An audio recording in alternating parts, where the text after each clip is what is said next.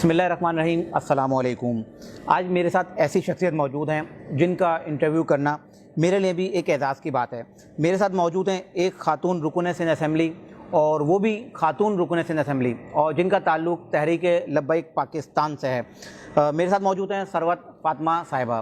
ثروت فاطمہ صاحبہ، سب سے پہلے تو آپ کا بہت بہت شکریہ کہ آپ نے جو ہے انٹرویو کے لیے ٹائم دیا. ثروت فاطمہ صاحبہ، سب سے پہلے میں چاہوں گا کہ آپ اپنا مختصر سا تعارف کرا دیجیے گا. بسم اللہ الرحمن الرحیم. الصلاۃ والسلام علیک یا رسول اللہ وعلی آلک و اصحابک یا حبیب اللہ. لبیک لبیک لبیک یا رسول اللہ. تاجدار ختم نبوت، زندہ باد زندہ باد. سب سے پہلے میں آپ کا شکریہ ادا کرنا چاہوں گی کہ آپ نے ہمارے لیے وقت نکالا، اور الحمدللہ میں اہل سنت گھرانے سے تعلق رکھتی ہوں، اور بچپن سے ہی ہمیں عشق رسول گھٹی میں پلایا گیا ہے. اور میں نے الحمدللہ ماسٹرز ان بزنس ایڈمنسٹریشن کیا ہے، اور میرا پروفیشن جو ہے وہ ہیومن ریسورس مینجمنٹ سے تھا. اور اب اس وقت میں رکن سندھ اسمبلی ہوں، اور 3 اسٹینڈنگ کمیٹیز کی ممبر بھی ہوں، labour and human resource department کی، اور ٹرانسپورٹ اینڈ ماس ٹرانزٹ کی، اس کے علاوہ اوقاف اینڈ ریلیجیس افیئرس کی، اور اس SDGs ٹاسک فورس کی بھی ممبر ہوں. اچھا، پاکستان میں اور بھی مذہبی جماعتیں ہیں، آپ نے تحریک لبیک پاکستان میں آنے کا فیصلہ کیوں کیا؟ دیکھیں، 2014 میں جب میں نے ہمارے استاد محترم علامہ خادم حسین رضوی علیہ رحمہ کے بیانات کو سننا شروع کیا، تو میں نے یہ محسوس کیا کہ وہ واحد شخصیت تھی کہ جنہوں نے بلا خوف و خطر حق اور سچ کی بات کی، اور انہوں نے ہزاروں لاکھوں کروڑوں لوگوں کے دلوں میں عشق رسول کی شمع جلائی. تو جب سے الحمدللہ تحریک لبیک پاکستان وجود میں آئی ہے، ہم تب سے اس کے ساتھ ہیں، اور میرا اس تحریک سے وابستگی جو ہے وہ اس کے منشور کی وجہ سے ہے، جو کہ حضور علیہ الصلوۃ والسلام کی ناموس پر پہرا دینا، ختم نبوت کا تحفظ کرنا، نظام مصطفیٰ کا قیام پاکستان میں لے کر آنا.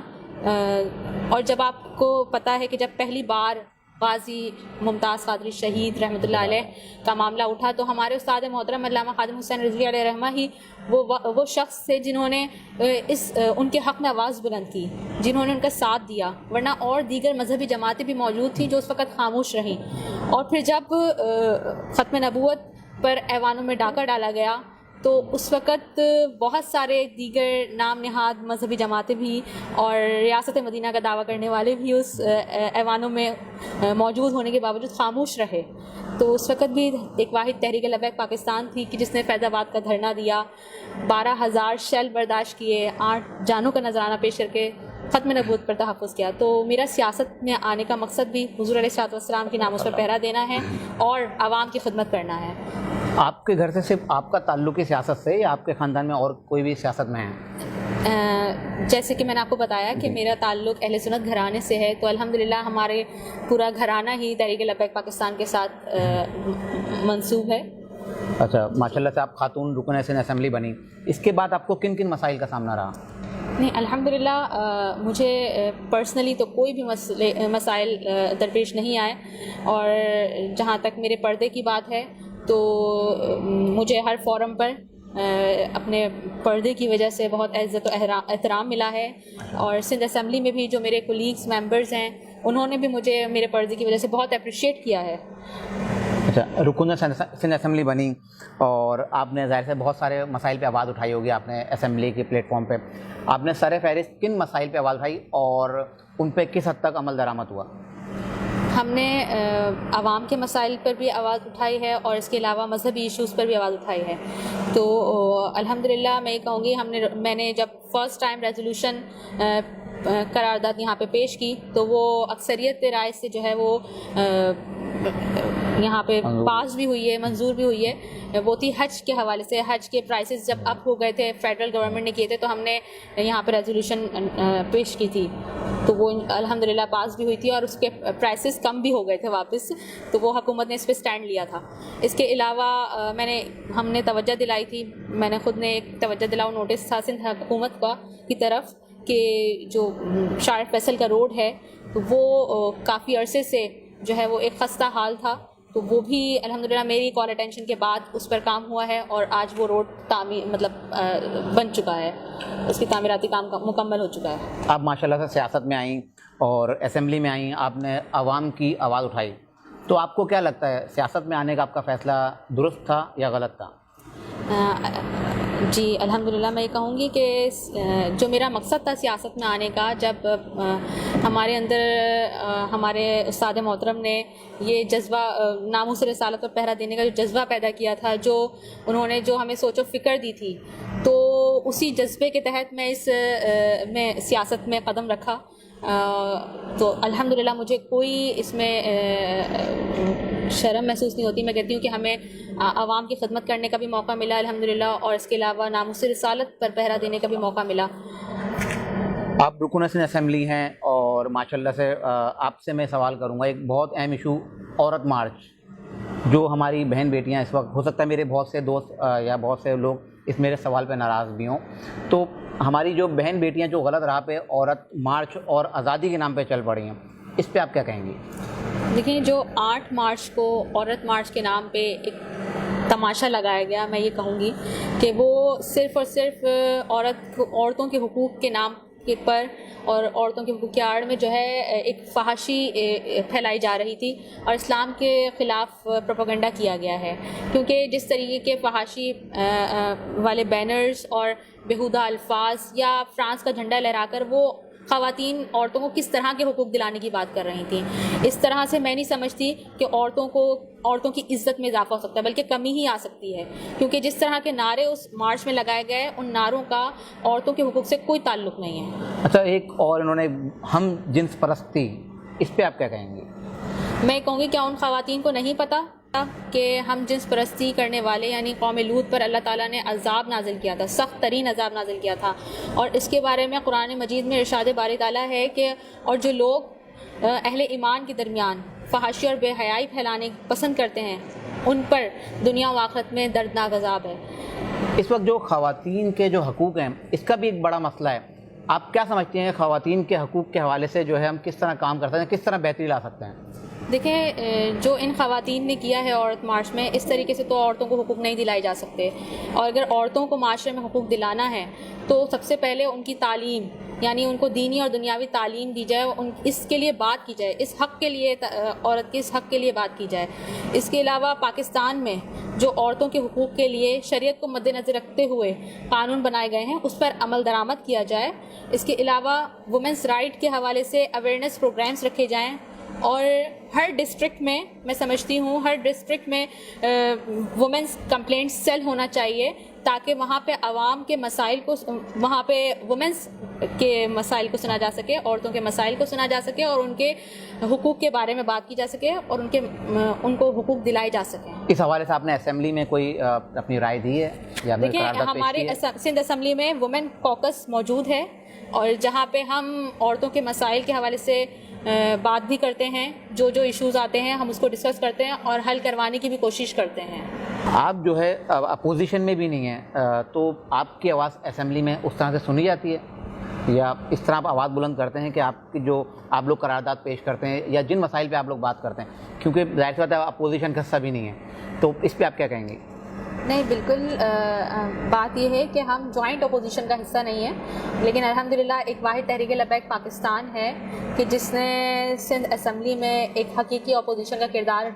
نبھایا ہے اور نبھا رہی ہے، کیونکہ اگر دیکھا جائے تو باقی جو تنظیمیں ہیں سندھ اسمبلی میں اپوزیشن میں، وہ وفاق میں حکومت کر رہے ہیں اور عوام کے حق پہ ڈاکہ ڈال رہے ہیں۔ تو الحمدللہ تحریک لبیک پاکستان ہے کہ جس نے عوام سے جو وعدہ کیا تھا کہ وہ اسمبلیوں میں آ کر ناموس رسالت پر بات کریں گے اور عوام کے مسائل پر بات کریں گے، تو آج جو بھی مسئلے ناموس رسالت کے حوالے سے معاملات اٹھے اس پر بھی ہم نے ایوان میں آواز بلند کی ہے، اور عوام کے مسئلوں پر بھی سندھ حکومت کو توجہ دلائی ہے۔ تحریک لبیک پاکستان کو جو ہے ہمیشہ سے جو ہے میڈیا سے ایک شکوہ رہا ہے کہ آپ لوگوں کو کوریج نہیں دیتے اور آپ لوگوں کے پروگرام میں نہیں، اس پہ آپ کیا کہیں گے؟ میں یہ کہنا چاہوں گی کہ دیکھیں، جو میڈیا ہے اس کو مثبت کردار ادا کرنے کی ضرورت ہے۔ کچھ میڈیا، میں یہ نہیں کہتی کہ تمام میڈیا ایسا ہے، کچھ لوگ یا میڈیا میں کچھ چینلز ایسے ہیں جو منفی کردار ادا کر رہے ہیں. تو اور جب بھی وہ پروگرامز اگر کرتے ہیں کسی بھی ایشو پہ, یا ابھی جیسے عورت مارچ کے حوالے سے ایشو بہت بڑا تھا, اس پہ جب بھی بات کی تو انہوں نے ماروی سرمد جیسے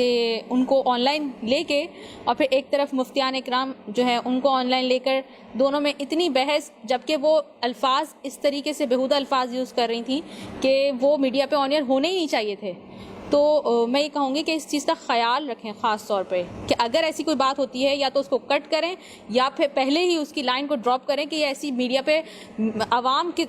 سامنے ایسی کوئی بات نہیں جائے جو منفی کردار ادا کرے میڈیا کا. آپ جو ہے ماشاءاللہ سے شرعی پردہ بھی کرتی ہیں, رکن سندھ اسمبلی ہیں, آپ ہماری بہن بیٹی کے لیے کیا میسیج دیں گی؟ میں یہی کہوں گی کہ جو بھی خواتین اس عورت مارچ میں موجود تھیں کہ وہ تاریخ کا مطالعہ کریں, اور کیونکہ اگر ان کو ماضی کی جھلک دکھائی جائے تو جاہلیت کے دور میں بیٹی کو زندہ درگور کر دیا جاتا تھا, عورتوں کو وراثت کا حق حاصل نہیں تھا, اس کے علاوہ ان کو سرے عام بازاروں میں بیچا جاتا تھا. ایک تمام مذاہب میں اگر دیکھا جائے تو ایک واحد دین اسلام ہے جس نے عورتوں کو مکمل حقوق دیے ہیں. جیسے کہ آپ دیکھ سکتے ہیں کہ اگر حضور علیہ الصلوۃ والسلام کے دور میں اگر تجارت کو دیکھیں تو حضرت خدیجہ الکبریٰ رضی اللہ تعالیٰ عنہا کا نام بڑے تاجروں میں سر فہرست تھا. اس طریقے سے علم و ذہانت کی اگر بات دیکھیں تو حضرت عائشہ رضی اللہ تعالیٰ عنہا کا کوئی ثانی نہیں تھا علم و ذہانت میں. اگر جنگ کے میدان میں دیکھیں تو حضرت ام عمارہ رضی اللہ تعالیٰ عنہا کی مثال ہمارے سامنے موجود ہے. اور جس طریقے سے ہمارے آقا علیہ الصلوۃ والسلام نے اپنے عمل سے ہمیں یہ بتایا کہ ماں, بہن, بیوی, بیٹی کی کیسے عزت کرنی ہے, تو ہمیں بھی حضور علیہ الصلوۃ والسلام کی سنت پر عمل کریں گے تو انشاءاللہ ہم ترقی کر سکتے ہیں, ہم عورتوں کے حقوق دلا سکتے ہیں. جو اس معاشرے میں, جو آج کے معاشرے میں عورتوں کے حقوق اگر پامال کیے جا رہے ہیں, ان کے ساتھ ظلم و جبر ہو رہا ہے یا زیادتی ہو رہی ہے, تو اس کی سب سے بڑی وجہ یہی ہے کہ دینی تعلیمات سے دوری ہے, اور اس کا نتیجہ یہ ہے کہ ہم جہالت کے اندھیروں میں ڈوبتے جا رہے ہیں. تو میں یہ کہوں گی کہ اور اس طریقے سے کچھ مرد حضرات بھی ایسے ہیں جو کہ اس معاشرے میں ابھی آج کے دور میں عورتوں کو ذلیل تذلیل کر رہے ہیں, یا ان کے حقوق نہیں دے رہے, یا ان کے ساتھ ظلم و زیادتی کر رہے ہیں, تو یہ یقیناً دین اسلام سے دور ہیں, وہ یقیناً دینی تعلیمات سے دور ہیں بالکل. اور کیونکہ دین اسلام نے تو مردوں کو بھی حکم دیا ہے کہ وہ عورتوں کا تحفظ کریں, وہ عورتوں کو عزت و احترام کی نگاہ سے دیکھیں. اور میرا ان خواتین کو یہی پیغام ہے کہ شرعی پردے میں رہ کر عورت ہر شعبے میں اپنا مثبت کردار ادا کر سکتی ہے. ہمارے آقا علیہ الصلوۃ والسلام کا فرمان ہے کہ جب تمہارے اندر سے حیا ختم ہو جائے تو تم جو چاہے کرو. اس لیے ہم یہ کہتے ہیں کہ حیا دار رہیں, کیونکہ حیا دار رہیں تاکہ انسانیت میں رہیں, کیونکہ جب آپ حیا سے نکل جائیں گی تو انسان تو کیا جانور سے بھی بدتر ہو جائیں گے. بہت بہت شکریہ. میرے ساتھ موجود تھیں رکن سندھ اسمبلی. یہ میرے لیے اعزاز کی بات ہے کہ میری چھوٹی بہن کا میں نے انٹرویو کیا اور انہوں نے بہت اچھی بات کی. یہ غور طلب باتیں ہیں. میں صرف خواتین نہیں, میں گھر کے تمام جو ہے فرد ہیں جو گھر کے سربراہ ہیں, ان سے بھی میں گزارش کروں گا کہ آپ اس بہن کی جو انہوں نے میسیج دیا آخر میں, اس میسیج کو ضرور سنیں اور اس پر جو ہے اپنے گھر کی بہن بیٹیوں کو عمل کرائیں. انشاءاللہ نئے انٹرویو میں نئے مہمان کے پھر حاضر ہوں گا. تب تک کے لیے اجازت دیجیے. اللہ حافظ.